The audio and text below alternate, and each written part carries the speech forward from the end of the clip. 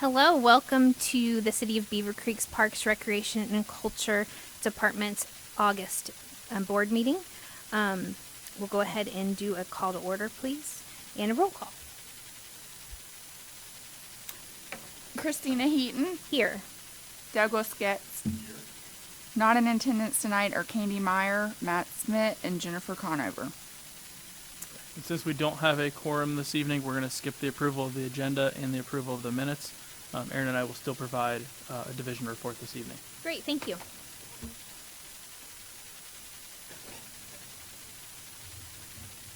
Okay, good evening. We have lots of information that we prepared for you all tonight, so we definitely wanted to make sure that we got all of that information out to you, not only you guys, but the public, and we'll be happy to answer any questions as we go. So I wanted to start with a financial update and some things going on. As you recall, our last November, the .49 mil levy failed, and as a result of that, the 2025 budget reflects a deficit of about $250,000, all in capital expenditures. And then now, as we're moving into 2026, we are projecting another deficit of approximately $150,000, so about $400,000 combined when you look back to the 2024 budget. And that's primarily due to just all the inflationary costs, while the cost of goods going up and the cost of labor going up and all of those associated costs. That $400,000 represents about 13% of our budget, so it's a significant amount of money. The 2026 budget will include some of the following changes, and this is something that our staff is going through now. It will be elimination of all of the remaining capital funding, really also focusing on an increase in revenue generating programs, and looking at increasing some of the fees for rentals and programs. So when we have that deficit to make up, we're trying to look at it from both sides, not just the expenditure side, but looking at it from the revenue side as well to see where we can increase revenue. We'll also have reduction or elimination of some of our community events, reduction in services, and a reduction in some of our maintenance operations. One of the changes that just recently was announced and will go into effect at the end of the month is a reduction in hours at our senior center. Starting August 29th, the senior center will operate Monday through Friday from 9 a.m. to 4 p.m. That is a change from Monday through Thursday. We were also open from 4 to 7 in the evenings, and we were open on Saturday mornings from 9 to noon. That was a change that we were discussing for the past year or so, and we recently had a resignation from the part-time employee that was working during those hours. And when we looked at kind of filling that role, it's generally a harder role to fill, but also when we kind of look ahead in the next 4 months, 6 months, I really don't want to fill that position to have to lay them off a couple months from now. So we did make the tough decision to reduce the hours in anticipation of the cuts coming in 2026. Also, what prompted some of that too is the evening and weekend hours are really just a lot of leisure activities. So there's still people coming in to use the fitness room and play pickleball and play pool, but we generally did not have any programming in the evening. So this doesn't affect any of the programmed activities. It doesn't affect our transportation program. When you kind of look at it from a whole, it's going to have an impact on approximately 100 or so members of our 2,600 members at the senior center. It's very impactful to some, but when we start looking at some of the cuts that we'll start making, it's going to start impacting smaller groups of people throughout the community, and this was just one of those areas where we had to make some changes. This does not impact any of our full-time staff members at the senior center, and it does not change any of the daytime activities or our transportation program. As we start working on the budget process for 2026, just yesterday I met with our team. We reviewed the budget instructions for next year. Over the next month, we'll be putting together a draft budget, and then in early October, we will meet with the city manager and finance to review the budget. And then there will be budget work sessions with city council that are tentatively scheduled for November 17th and November 19th. And those budget work sessions are here in council chambers, and they are open to the public. So I'm not sure what evening we will be there, but the public is encouraged to attend and provide feedback if they have any. And then in December, at the first council meeting in December, the City Council will approve the 2026 budget. Town hall meeting on city finances is also coming up on August 27th from 6 to 8 p.m. at the Beavercreek Golf Club. If you recall, last year there were two of these town hall meetings. One was at Maine Elementary, One was at the senior center. We had very good attendance for both of these meetings. This will be a very similar presentation with some updated information. The public is encouraged to attend, and I know I've heard recently from several people that they're interested in attending. So please attend that. If you're not able to, there is a video that's recorded on the city's YouTube page, so please watch that.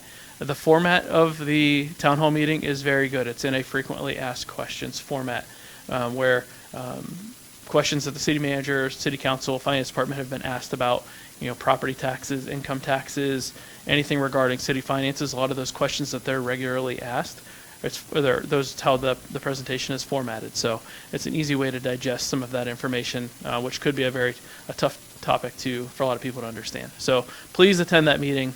And if you're not able to, watch the YouTube video. I'm also going to talk about the work session review, but before we get to that, I'd be happy to answer any questions you have.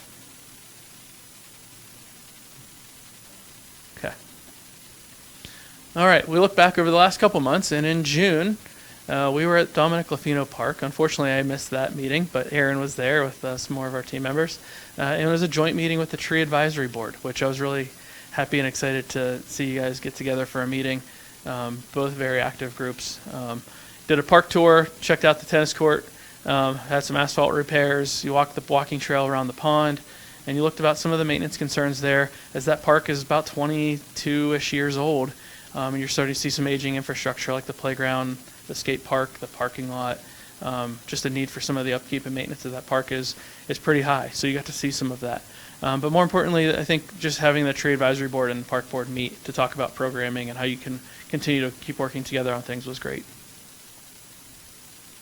And then in July, we got to attend, or we had our meeting at Rotary Park right after the 4th of July. We met at the Owens Place shelter, where we talked about all the different complexities within Rotary Park, how we work with the Beavercreek Township Park District, how the back part of Rotary Park is technically owned by the county, and we have a lease agreement where we maintain the back part of Rotary Park where all the ball diamonds are. And then we talked about all the different license agreements that are there with the the Greene County Cosmos, and Beavercreek Youth Softball, Beavercreek Sox, and all the different activities that go on out there, as well as working with Beavercreek Wetlands Association, all their adjoining property as well. So there's a lot of activity at Rotary Park. There are a lot of people in and out of that park throughout the week, and it's really cool to kind of see how all of that comes together. And there's so many different organizations and entities that have stake in that park, and we all really work well together for the benefit of the community.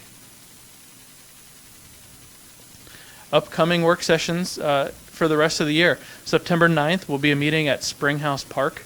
We will ask Park Board to please let us know who's planning on attending, and we will arrange transportation with some of the utility carts to get a tour of the park and talk about some of the upcoming projects that are planned. That way we're not having to hike around a 150-acre park. So Aaron will help coordinate that. I will be out of town on that September 9th meeting, so Aaron will lead that one. And then October 14th will be the last work session of the year at Shoup Park. And then as a reminder, we'll be off on Veterans Day on November 11th, and our final televised meeting of the year will be December 9th. Any questions before I turn it over? Thanks.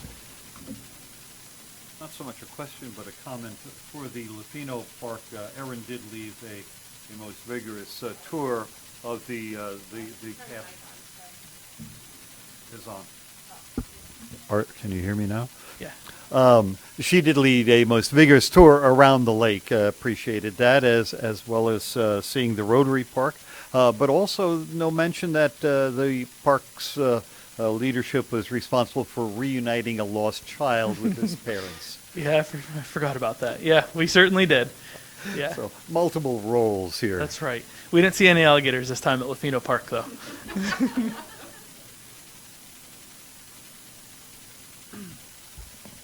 All right, as you are both aware, we're a little bit busy in the summertime. So I tried to prioritize and highlight several of our bigger events or newer things that happened. But there was a lot, so I'll do the best I can to keep you engaged. Over the past spring and summer, we've had a number of volunteer projects happening in the parks. This is not an exclusive list, but some of the highlights were 2 different Eagle Scouts who worked on each side of the staircase in the ravine at Springhouse Park. So that'll be something we'll go ahead and check out at our next Park Board work session in September. A little free pantry was installed out at Dominic Lafino Park.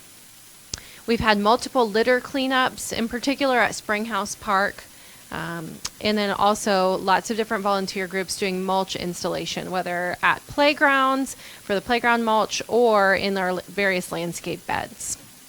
We want to thank all of the volunteers and the groups that have been out there to help keep our parks clean and beautiful and great resources for the community. Way back in May, we had our Tom Burt Memorial Golf Scramble. This is always the Friday before Memorial Day. It is a fundraiser with the City of Fairborn Parks and Recreation. So we work on it together and we split the revenue with them.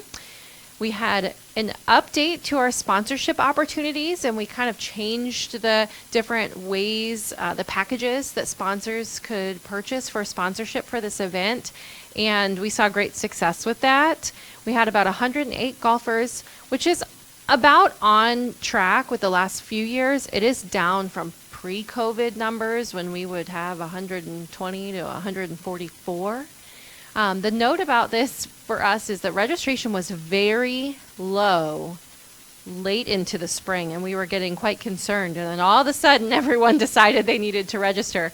So we are looking at a pricing structure next year that might have like an early bird discount to encourage people to, if they know they're going to participate, to please let us know sooner so we can plan appropriately. But we were happy with 108 golfers. You can kind of see in that photo there, it was a chilly morning in May. People had long sleeves and sweatshirts. And in fact, I think I wore gloves for part of the day that morning. But we did very well in terms of this being a fundraiser.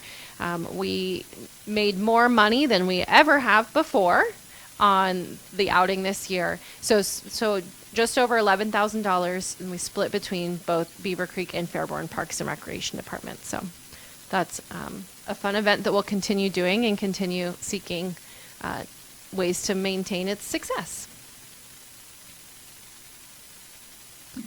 One of the new events that we added this year was Enchanted Tales and Tunes. And really our newer recreation programmer, Kayla, was especially excited about putting this together. We did invite the library to help us out with it. It was a surprise hit. We were hoping for like 50 to 100 people, and we had over 300. So there were some decisions made on the fly during the event to make sure that all of the children in attendance would be able to meet the 3 princesses that were in attendance. They also got to enjoy a little bit of story time and songs and some arts and crafts projects as well. We had a food vendor there with popsicles for sale. So it was a really lovely morning. I attended with my daughter. We had a lot of fun. Like I said, it was a surprise hit, and it was something we wanted to try. The expense for this, in fact, our only expense was the princesses. They do charge to come to your event. And we had not pre-planned in terms of sponsorship for this event. So we lost or invested $675 in this event. We will continue to work with the different characters, as it's kind of a newer thing. There are multiple businesses around town that we can work with on events like this or similar, but restructure them to use them as revenue generating opportunities. Our summer concert series. We have many people who love our summer concert series. It's been going on for many years. We had 8 concerts. We did have several Sundays with rain or the threat of rain. We had one Sunday that got rained out in advance of severe weather. It ended up being kind of an okay evening, but that's how these things go. And we had one other evening that we tried to do and the band started playing, and then we got rained out after that. So our attendance was down a little bit in terms of last year. We said about 3,000 people. We're hanging out just under 2,400 people as our estimate for attendees this year. We did get one sponsorship from Beavercreek Women's League that we were appreciative of, which was for $500. I will note, though, that our net revenue on this was, we were in the hole $3,600 on the summer concert series. So sponsorships for that concert series have been down for a number of years. We have lost money on the summer concert series. So while we hear from people that they really enjoy it, we are not getting a lot of sponsorship interest in that series. So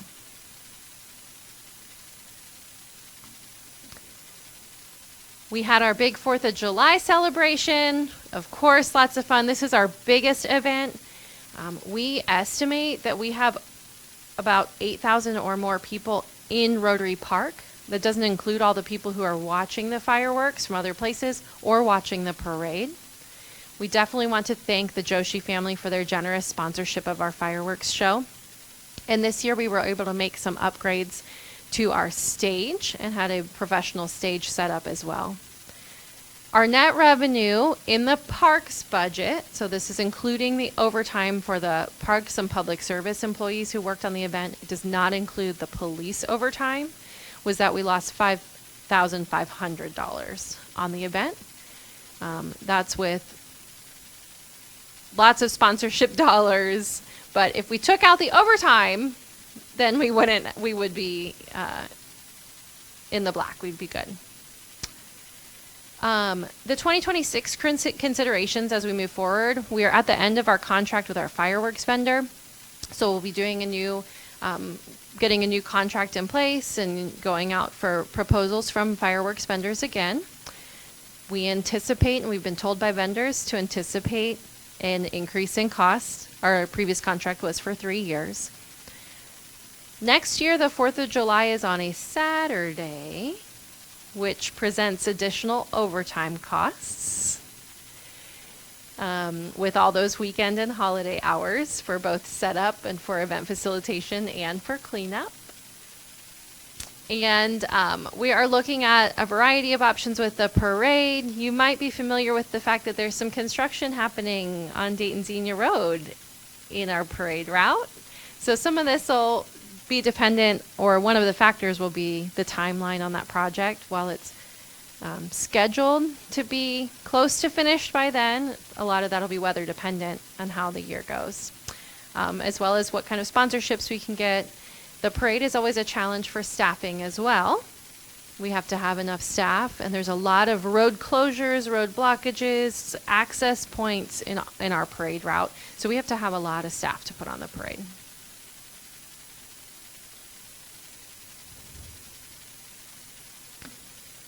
We did our Night Against Crime with the police department this year, as well as lots of involvement from our Beavercreek Township Fire and our Greene County Sheriff's Department. We want to thank everyone for coming out. That event has about just over 300 attendees as our estimate. It was a very hot evening, but we're thankful for everyone to come out. The fire department did spray the kids off with water at the end of the evening, and we did have a few police officers enjoying a dunk tank. So they were cool. But we had regional law enforcement there as well. As you recall, we moved the event off of the traditional National Night Out date so that some of those regional resources could come to our event because they weren't being asked to be at every other event also on the same night. We had a visit from Spider-Man. We had different law enforcement demonstrations like our drone and taser. We also had Care Flight come and land a helicopter. So it's a lot of fun. The event this year featured a more accessible layout. We have almost all of the vendor booths and stations on paved parking lot areas.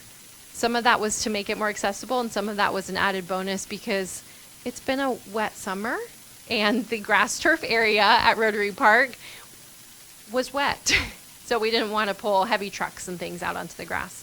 We also had a group that came out and, if you've heard of the nonprofit Raising a Rare, they came out and set up a sensory-friendly tent area for people who might have been overstimulated or overwhelmed with the setting. Our net revenue, again, we're looking just at the parks side of things with our sponsorship, was just shy of $2,000 on this event. So we did well. The police help in the expenses, and they help in the revenue generation in terms of sponsorship for this event.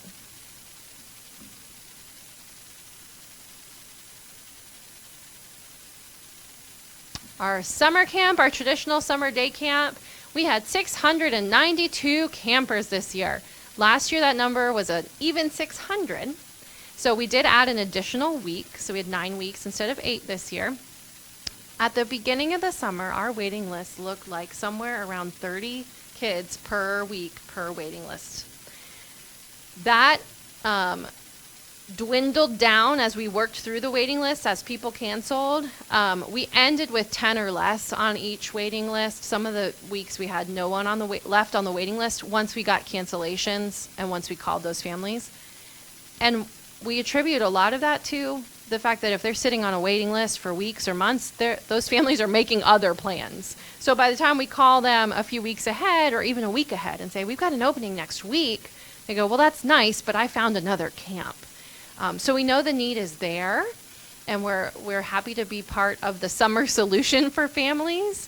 We are working on plans to expand our summer camp programming next year. That will likely look like an additional summer day camp elsewhere, potentially at CI Beaver Hall or somewhere else that maybe isn't quite as big as our camp at Fairbrook, but that still can accommodate at least enough kids to take care of those big waiting lists that we saw at the beginning of the summer. So we're excited about that. Our anticipated net revenue, I should have put net on there. Our anticipated net revenue is $20,000. Our total revenue was like $100,000. So it's a popular program. It's a great thing we do, and we're excited to continue to provide it.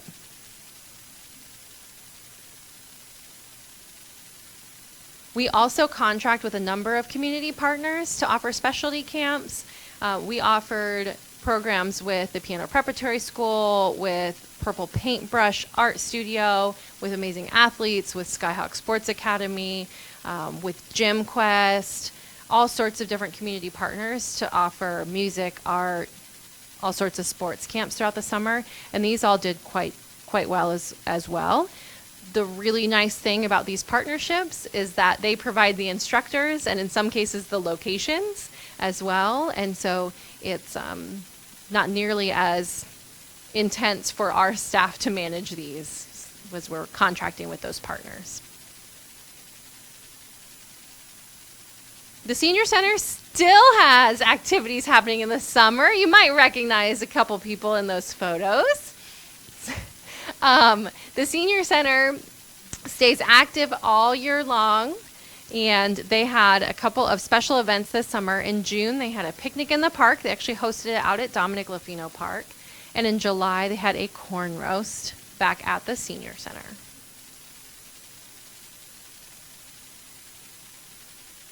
Any questions about the things that already happened? Okay. We'll move on to upcoming projects in our parks. Our park staff is going to be working on prepping for the paved parking lot at Wardinger Park. You may recall we received some grant funding for this, so that'll be happening this fall. And then we'll also be doing some paved path installation that our staff will be doing at Walnut Grove, Stafford Park, and Virgilito Park. So these will help us make connections between the sidewalks and the playgrounds or other park amenities like the shelters and make those accessible, whether it's to wheelchairs and walkers or even to strollers, as we have lots of park visitors that'll help that. And you may think people don't need those. Actually, a lot of people use the paved paths and the sidewalks, even for convenience when it's wet outside, that you can still get places without getting wet, grassy feet. Some of our upcoming events in the recreation world, we'll have our fishing derby from September 18th through the 25th out at Dominic Lafino Park. We are doing this in the same kind of format as the past, where you can go out any time during that week and fish, and we'll have the pond stocked ahead of time. You'll be able to submit your photo for a prize. We want you to save the date for the Tri-A-Truck and Fire Department open house, October 4th from 10 to 1. And then the fall perennial trade will be on September 20th at Rotary Park. We have a few fun upcoming programs. We're trying something new. We're partnering over with our friends at the Beavercreek Golf Club for tea time with my favorite grand. So this will be a great tea time event that children ages 4 to 10 can come with either their grandparents or a special elder guest along with them and enjoy tea and maybe a special guest visitor from Wonderland. And then we are partnering with the Beavercreek Wetlands Association for their annual ornament hunt. If you've heard of this before, it kicks off around Thanksgiving, and it is kind of a scavenger hunt race to find ornaments in various parks. Beavercreek Wetlands has been doing it for a number of years, 3 years, says Zach. And we said we want in on the fun, so we'll have some of these ornaments that you can, if you find one, you get to keep it. It's a collectible, and our logo will be included on the ornament that will be in some of our parks. So we will be asking for Park Board to help us in hiding or placing some of those ornaments out ahead of this. There's also a great way to get families outside during that holiday season as Thanksgiving happens. Great thing to do with your family and get outside. Speaking of another great community partner, the Beavercreek Library reached out to us and they said, "Hey, we want to do some programs in your parks this September. Can we come out and do sidewalk chalk and maybe some other arts and crafts that people can come to for free and enjoy the park and also connect with us, the library staff?" We said, absolutely, that sounds great. So on Tuesdays in September from 3:30 to 4:30, they will be at a different park. So I've got the schedule up there. We'll make sure to send it out to Park Board. And we've also got this live up on our website. If anyone's at home looking for this, you can go ahead and look on our MyRec site where all our programs are, and the schedule is up there as well. We do have lots of fun happening at the Senior Center. Isles of Smiles is happening. This is a celebration of the 20th anniversary of the Lafino Center, of the Senior Center being in the location it is today. It's happening now and running through the end of next week on the 22nd. So there's different scavenger hunts, displays, fun little things to check out to help commemorate this anniversary. And then the staff is also planning a euchre tournament as a fundraiser for our transportation programs. You might have heard that we've got a fundraiser happening for a van, and that'll be September 25th. I believe the time is from 4 to 7. So as we get more details on that, we'll be sure to share. And we may be enlisting Park Board for some volunteering at that event as well. Save the date for the annual Health Fair and Autumn Bazaar. I believe last year this was called the Health Fair and Outdoor Market. It's the same event, but the Autumn Bazaar is a cuter name. This will be on October 3rd, and this is one of the Senior Center's events that's open to the public. It's a great place to get health screenings. Usually they'll offer some vaccines, as well as they'll have different vendors outside selling crafts or garage sale type items or baked goods, all sorts of goodies to enjoy. And then we don't have the exact date yet, but the Halloween party is the place to be around Halloween. And the costume contest, it's not too early to start planning your costume. All right, any questions about things coming up? Just a comment, there are so many new things happening. So well done, like coming up, being creative with what's going on, but then still hosting the tried and true events that everybody loves every year. So well done. Thank you. We've got a great team.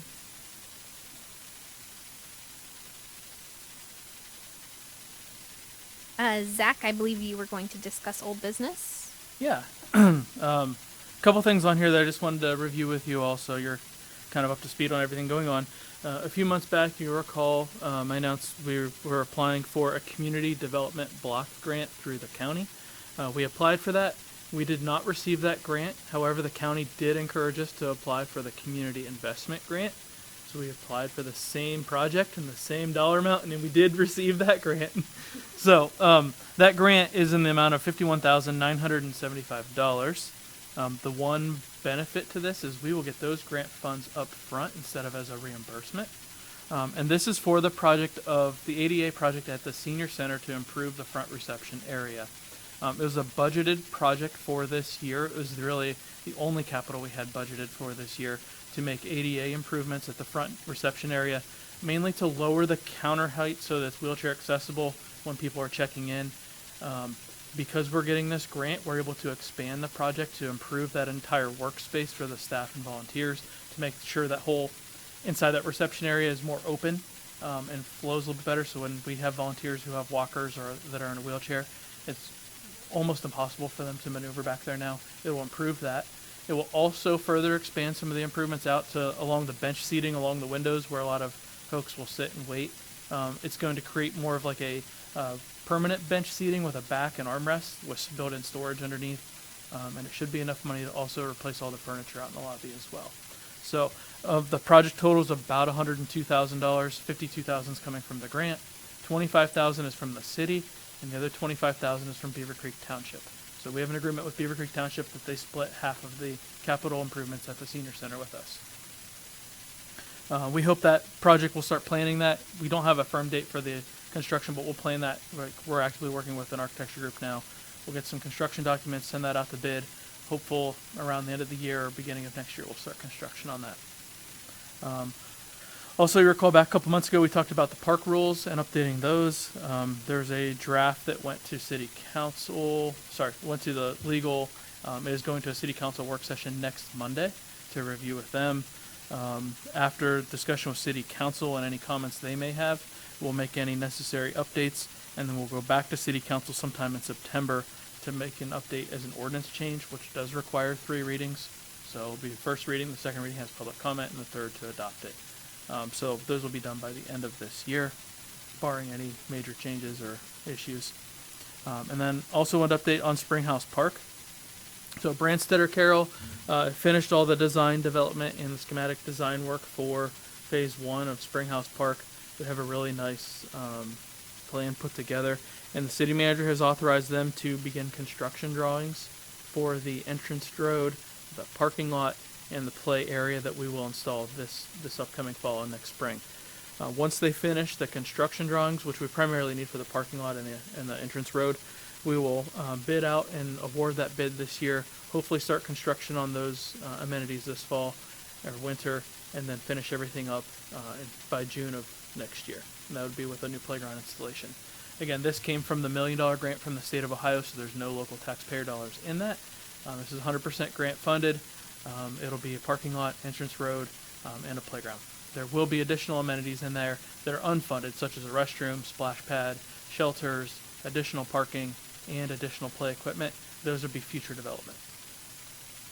Also, I think it was, I can't remember, last week or the week before, we had a public input meeting for the pedestrian path project at Springhouse Park as well. So that's a separate project that is funded. It's 80% grant funded from the Miami Valley Regional Planning Commission, about $1.3 million, and that comes from federal grant money.